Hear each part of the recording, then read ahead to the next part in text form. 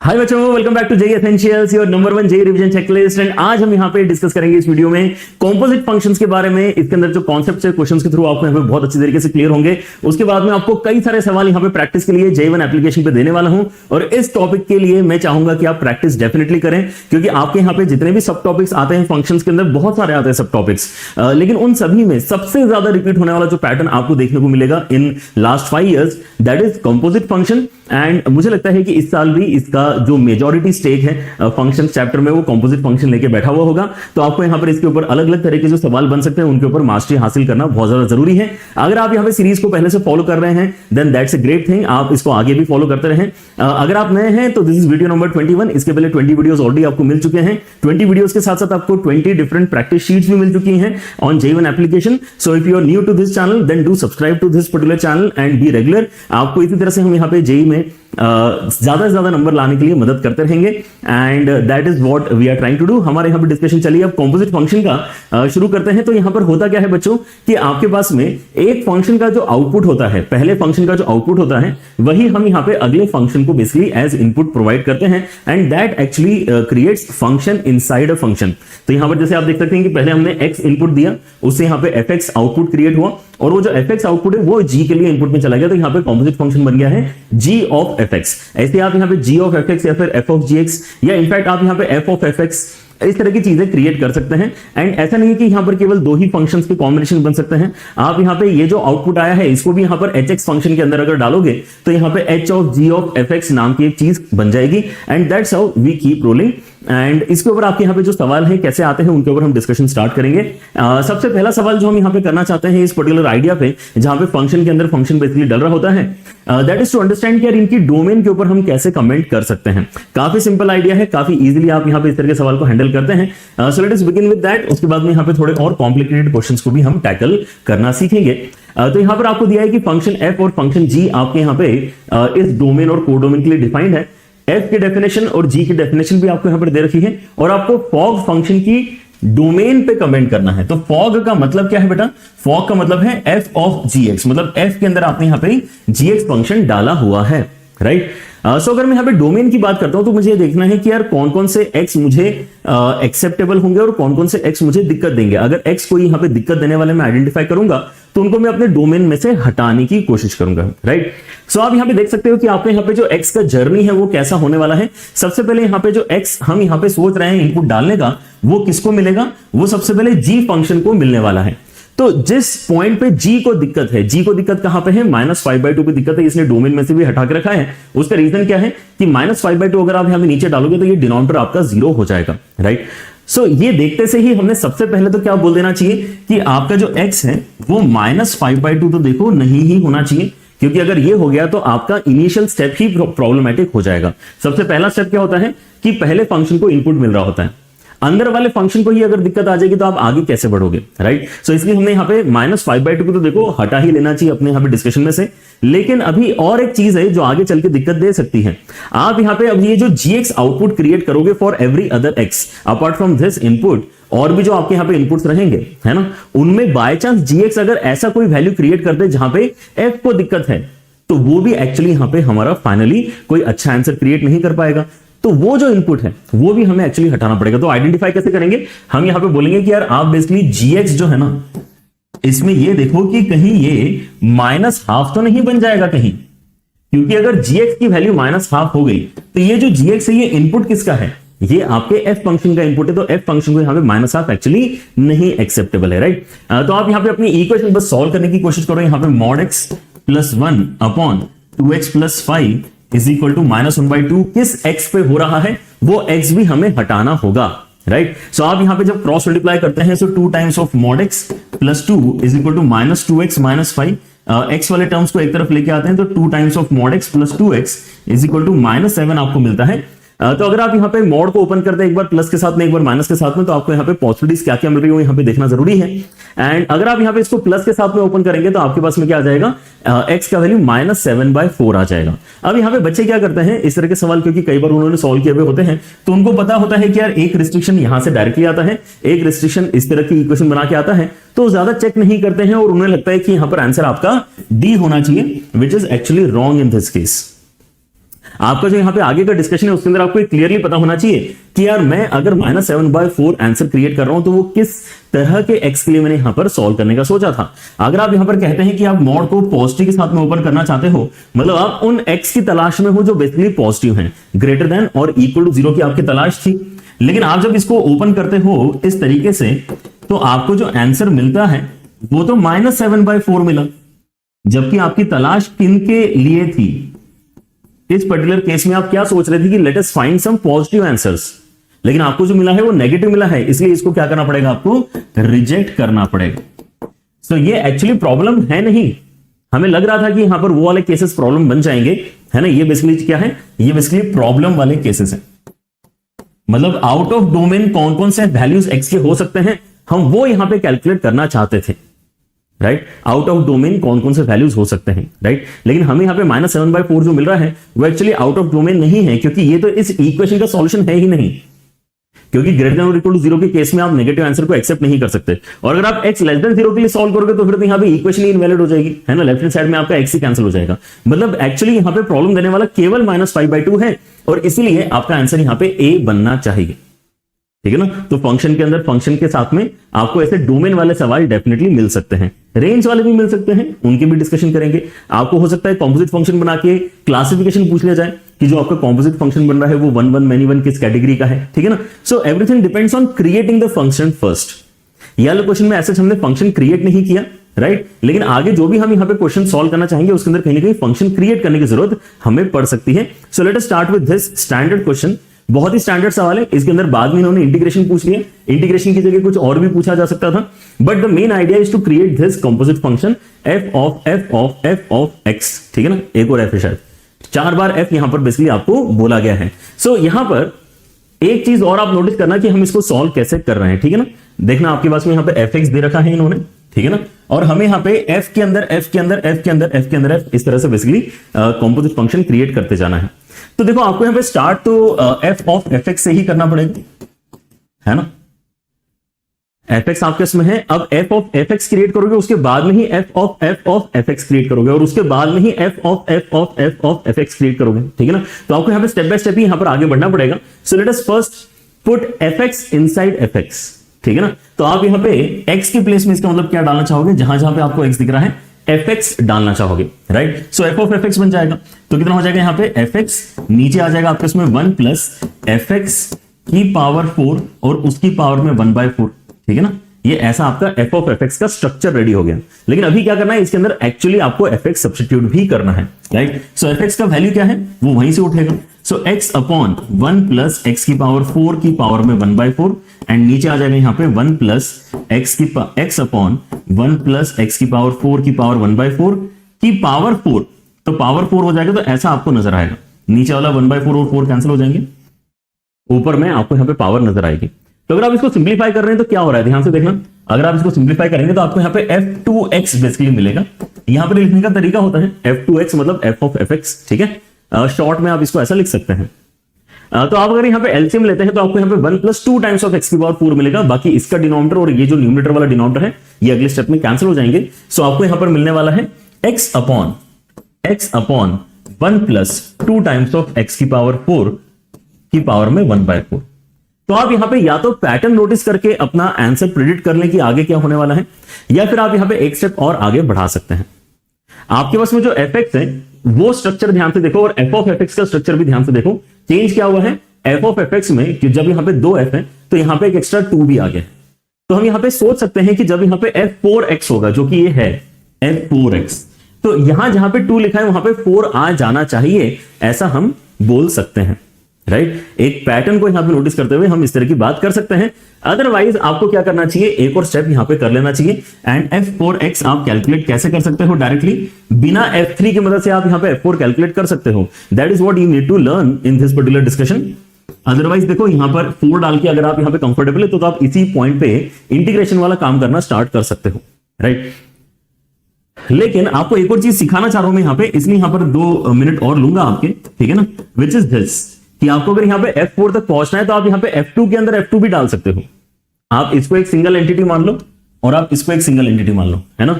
तो f2 के अंदर f2 डाल के भी आपको f4 ही मिलेगा। मतलब मैं इसके अंदर f2 डालना चाह रहा हूं, मैं इस F2 फंक्शन के अंदर F2 फंक्शन डालना चाह रहा हूं, तो ये कैसे हो जाएगा, F2 वाला फंक्शन आ गया, फिर आपके इसमें यहाँ पे 2 टाइम्स ऑफ F2 वाला जो फंक्शन है उसकी पावर 4 आ जाएगा, एंड होल पावर में आपके पास में 1/4 आ जाएगा। अब जहां पे भी आपने F2 लिखा है वहां पे F2 की वैल्यू फिर से आप सब्स्टिट्यूट कर सकते हो, right. So this is much direct way of getting to F4 rather than calculating F3 in between.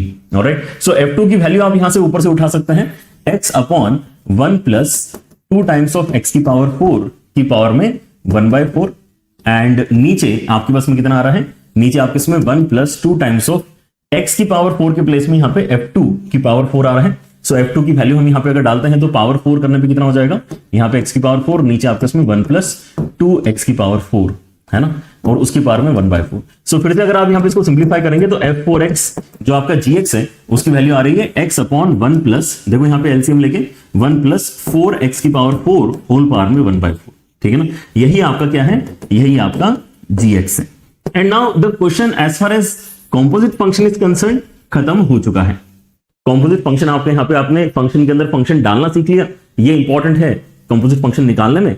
And अब आपको आगे जो एक फॉलो अप क्वेश्चन पूछा गया है उसके अंदर ये चीज कैलकुलेट आपको करनी है ना, ये आप अपनी प्रैक्टिस के लिए अलग से रख सकते हैं, ठीक है ना, विच इज दिस की now answer is 18 times of integration 0 से लेके अंडर रूट 20 है ना, ये अंडर रूट 20 है, मतलब 20 की पावर 1/4 है बेसिकली, ये 20 की पावर 1/4 है।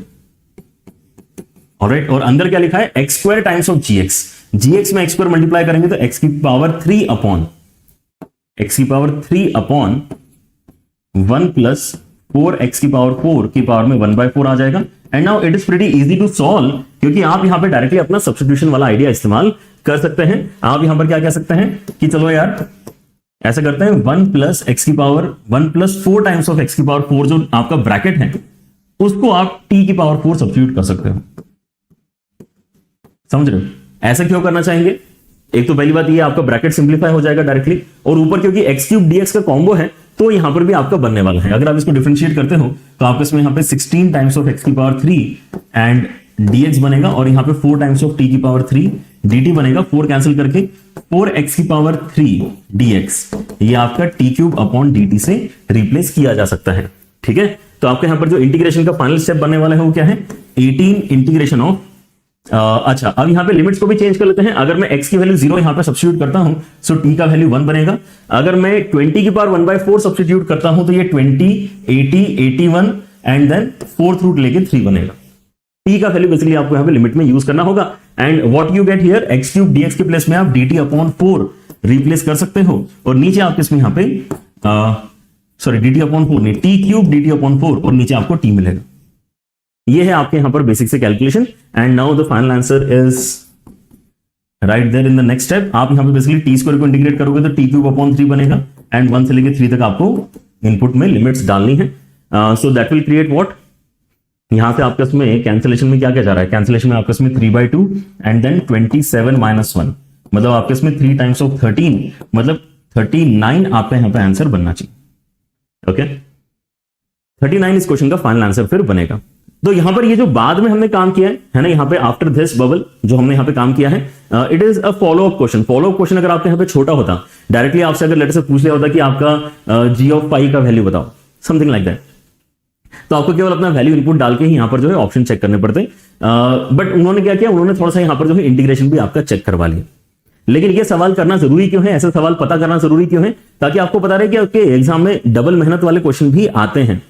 तो अगर आप यहां पे जानते हो कि इसके अंदर डबल मेहनत है, तो या तो आप इसको सेकंड लैब के लिए रख सकते हो, इवन इफ यू नो कि आप ये क्वेश्चन एंड तक कर सकते हो, तो भी अगर आप यहां पे 2 लैब में अपने पेपर को सॉल्व करने की आदत डालते हो, है ना, जहां पे आपके ये सारे जो JMPPs हैं, है ना, इनकी प्रैक्टिस इंपॉर्टेंट हो जाती है, क्योंकि केवल नॉलेज ले जाने से, है ना, एग्जाम में आपके नंबर नहीं बढ़ते हैं, आपको पेपर देने का तरीका भी हमें सही तरीके से पता होना चाहिए।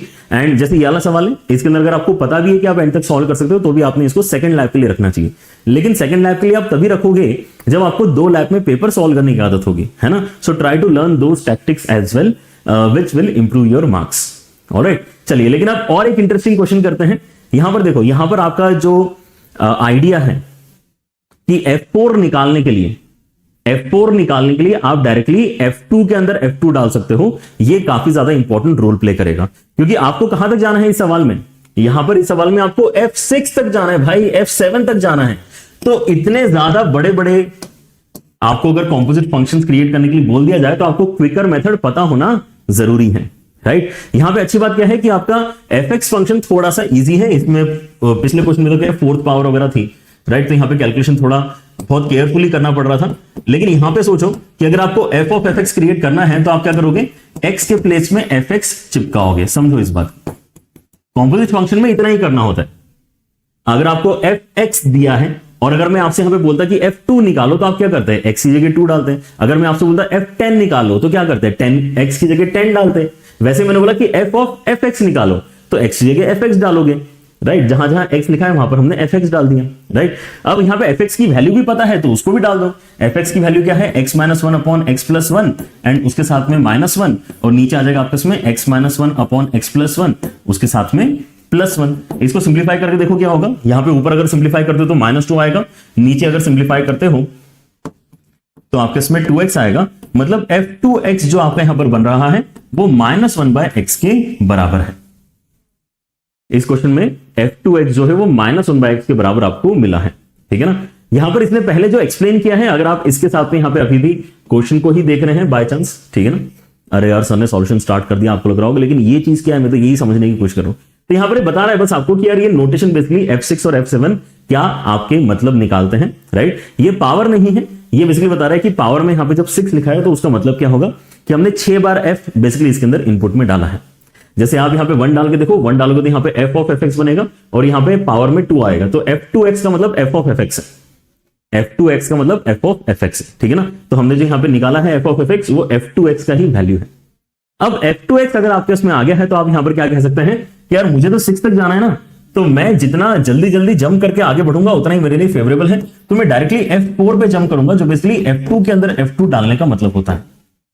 तो मतलब आप ये f2 देख रहे हो ना, यही आपका मेन फंक्शन है, इसके अंदर ही आप एक बार फिर से f2 डाल दो। तो अगर आप f2 के अंदर f2 डालोगे तो जहां पे x लिखा है वहां पे f2 आ जाएगा, यही मतलब होता है ना। f2 फंक्शन जो है उसके अंदर f2 डालने का मतलब क्या है, जहां पे x है वहां पे f2 डाल दो, और f2 का वैल्यू कितना है, -1/x के बराबर है।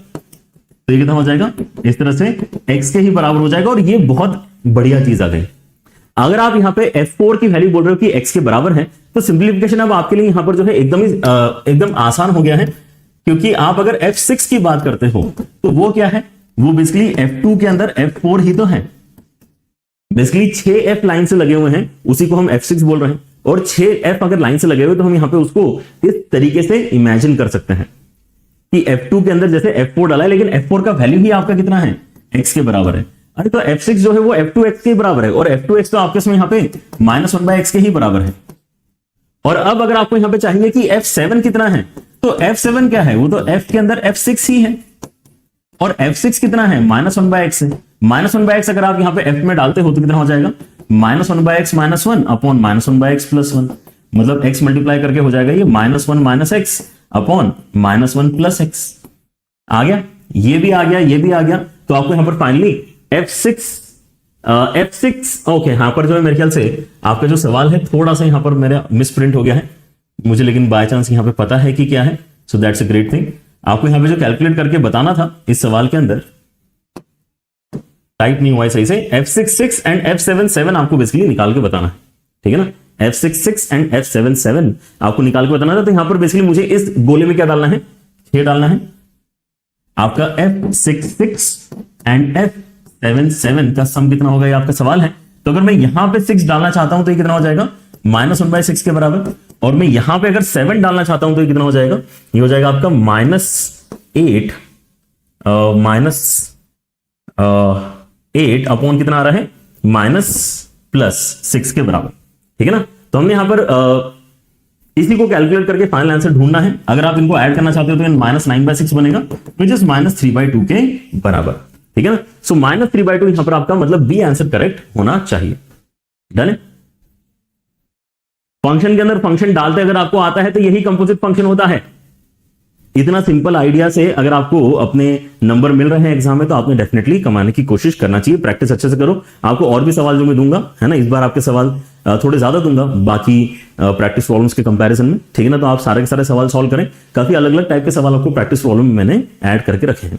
ऑलराइट, ठीक है। Now there is this pattern again, ये सारे अलग अलग पैटर्न है। कॉम्पोजिट फंक्शन जो आइडिया है वो आपका चेंज नहीं हो रहा। कॉम्पोजिट फंक्शन आइडिया सच में उतना ही है जितना अभी मैंने पहले स्लाइड में आपको एक्सप्लेन किया था कि भाई फंक्शन के अंदर फंक्शन बेसिकली आपका डल रहा है, राइट। अलग अलग टाइप के सवाल जो बन सकते हैं वो यहाँ पे इस वीडियो में हम कवर कर रहे हैं ताकि आपको कोई नयापन यहाँ पर जो है सॉल्व करते समय एग्जाम में फील ना हो। क्या हो रहा है यहाँ पे, इन्होंने बोला कि एफ और जी आपके यहाँ पे दो फंक्शंस हैं। आपको इस बार जी तो देकर रखा है लेकिन एफ नहीं दिया। रादर देन उन्होंने क्या, यहां पर जो कॉम्पोजिट फंक्शन क्रिएट होकर दिख रहा है वो देकर रखा है। तो आपको एफ एक्स निकालना है, उल्टा काम करना है इस बार आपको एफ एक्स निकालना है। और एक बार एफ एक्स आ जाएगा तो एफ ऑफ जीरो तो निकाल ही लोगे। फिर यहां पर भी आपके साथ में है ना थोड़ा मेहनत वाला सवाल बनाया जा सकता था जहां पर बोलता कि एफ एक्स का इंटीग्रेशन करो 1 से लेकर 2 तक, समझ रहे हो। तो वहां पर थोड़े और एफर्ट आपके जाते, लेकिन ये सवाल पूछने का तरीका ठीक है जहां पर फाइनली जो है ज्यादा मेहनत नहीं करवा रहा है, मेन काम जो है उसके ऊपर फोकस है कि हमें एफ एक्स कैसे पता चलेगा। तो हमारे पास में जो गिवन इंफॉर्मेशन वो क्या है कि एफ ऑफ जी एक्स जो है ना वो x plus 3 minus root x के बराबर है। अब gx की वैल्यू मैं जानता हूं तो चलो उतना तो कम से कम यूज करूं। gx के प्लेस में मैं क्या डाल सकता हूं, रूट एक्स प्लस 1 डाल सकता हूं और वो आंसर मेरे पास में यहां पे ऑलरेडी अवेलेबल है। तो f के अंदर जब मैं रूट एक्स प्लस 1 डालता हूं तो इस तरह का एक्सप्रेशन मुझे मिलता है। मुझे चाहिए कि यार f के अंदर x डाल के कितना बनेगा, fx वैल्यू मेरी कितनी बनेगी। तो हम यहां पर क्या सोच सकते हैं, हम यहां पे बोल सकते हैं कि यार देखो अभी ना एक काम करो कि यार इसके प्लेस में ना t रिप्लेस करो। रूट एक्स प्लस 1 के प्लेस में t डालो। रूट एक्स प्लस 1 के प्लेस में अगर आप t डालते हो तो आपके पास में रूट एक्स का रिप्लेसमेंट कितना आ जाएगा, ये आ जाएगा t माइनस 1 और x क्या हो जाएगा, t माइनस 1 का स्क्वायर हो जाएगा। तो मैं इस एक्सप्रेशन के चेंज से ft क्रिएट कर पाऊंगा। सो ft कितना हो जाएगा, है ना, इसके प्लेस में तो मैंने t चिपका दिया। यहां पर x के प्लेस में कितना आ जाएगा, t माइनस 1 का स्क्वायर, उसके साथ में 3 and minus root x which is basically t minus 1। बस हो गया हमारा काम। यही तो है, मतलब ft जो है वो एक क्वाड्रेटिक एक्सप्रेशन है। ft अगर ये है तो fx क्या होगा, आप यहां पे बेसिकली इसके अंदर जो है t की जगह x रिप्लेस कर सकते हैं। एंड और भी बड़ी बात क्या है कि आपको तो क्या निकालना है, f ऑफ 0 ही निकालना है। तो आप यहां पे t के प्लेस में 0 चिपका दो। t के प्लेस में अगर आप 0 चिपका दोगे तो यहां पे 1 बनेगा, यहां पे 3 बनेगा एंड यहां पे आपका फिर से प्लस 1 बनेगा। तो 5 आपका आंसर बनना चाहिए, ठीक है। तो ये आइडिया ध्यान रखना कि आप यहां पे अंदर अपने जो गंदगी है उसको एक सब्स्टिट्यूशन से रिप्लेस कर सकते हो, इसमें कोई गलत बात नहीं है, राइट। मतलब बी आंसर आपका यहां पे करेक्ट होना चाहिए।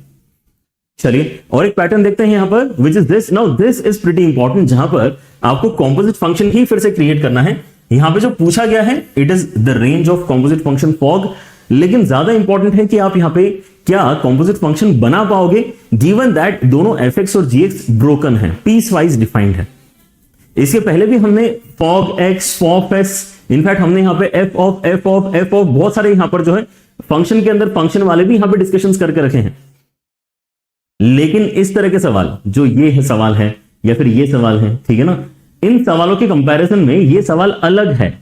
ये वाला सवाल अलग इसलिए है क्योंकि fx भी यहां पर जो है पोर्शंस में डिफाइंड है और gx भी यहां पे पोर्शंस में अलग अलग पोर्शन में अलग अलग डिफाइंड है। इसको सॉल्व करने का तरीका क्या होता है वो इसी सवाल में यहां पर सीखो एंड प्रैक्टिस के लिए आपको जो सवाल मिलेंगे आपको उनको भी सॉल्व करो। मुझे यहां पे फॉग निकालना है। मैं अगर फॉग कैलकुलेट कर लूंगा तो फिर रेंज पूछ लो, जो भी पूछ लो फिर उसके बाद में, है ना, मेरे पास एक बार फंक्शन आ गया तो मैं उसके बारे में कुछ भी बता सकता हूं, दैट्स ओके, है ना। तो फॉग क्रिएट करना जरूरी है।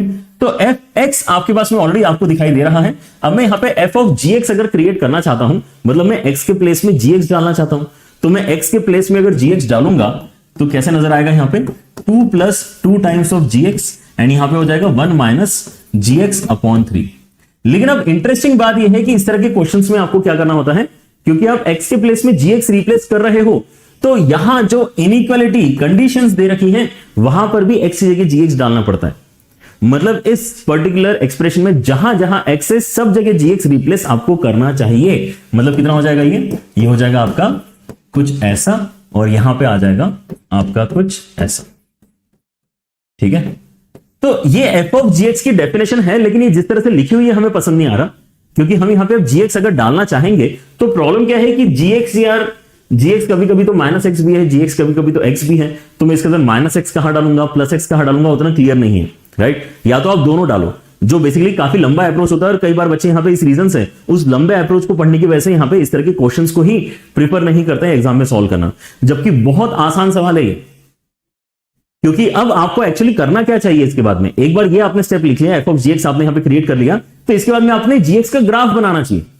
और कभी भी इस तरह के सवाल अगर आपको मिलेंगे तो आपको यहाँ पे अंदर वाला जो फंक्शन होगा ना, अंदर वाला जो भी फंक्शन है उसका नाम जो भी है, एफ एक्स है, जी एक्स है, एच एक्स है, उससे फर्क नहीं पड़ रहा, अंदर वाला जो फंक्शन है उसका ग्राफ बनाना होता है आपको। अंदर वाले फंक्शन का अगर आप ग्राफ बनाओगे तो आपको कैसा ग्राफ मिलेगा, देखो यहाँ पे कोई बड़ी बात है कि अंदर वाला फंक्शन क्या है आपका, या तो माइनस एक्स है या फिर प्लस एक्स है। माइनस एक्स ये -3 से लेके 0 तक है, एंड प्लस एक्स ये 0 से लेके 1 तक। सही,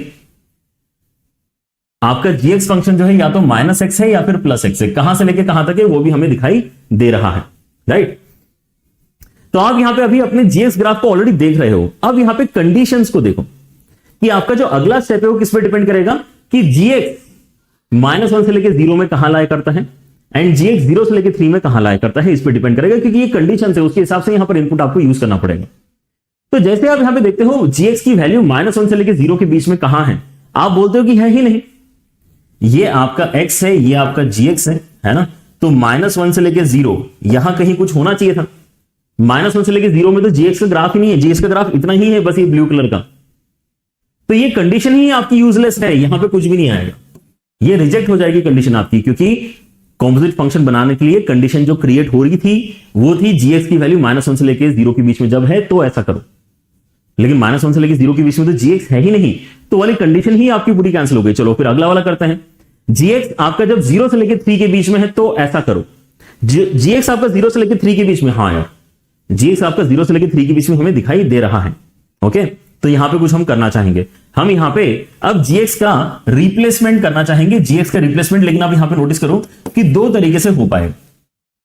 मैं 1 माइनस यहां पर gx के प्लेस में क्या डालना चाहूंगा, क्या मैं -x डालना चाहूंगा या फिर मैं +x डालना चाहूंगा। आप ये नोटिस करो कि ये दोनों ही जो आपके यहां पे बन रहे हैं ये 0 और 3 वाली कंडीशन को सेटिस्फाई कर रहे हैं, चाहे ये ऊपर 3 तक नहीं जा रहा है वाला सेक्शन, लेकिन है तो 0 और 3 के बीच में ही ना, यही बोला जा रहा है कि 0 और 3 के बीच में जो आपका gx है तो आप इस तरह से अपना कन्वर्जन क्रिएट कर सकते हैं, राइट। तो मैं यहां पे नोटिस करता हूं कि यार आपका gx जो है वो अपनी बात बदल रहा है एट 0, वो अपनी डेफिनेशन बदल रहा है एट 0, तो मैंने भी यहां पे 0 पे अपना चेंज कर लेना चाहिए, -3 से लेके 0 तक एंड देन 0 से लेके 1 तक gx अपनी बात बदल रहा है।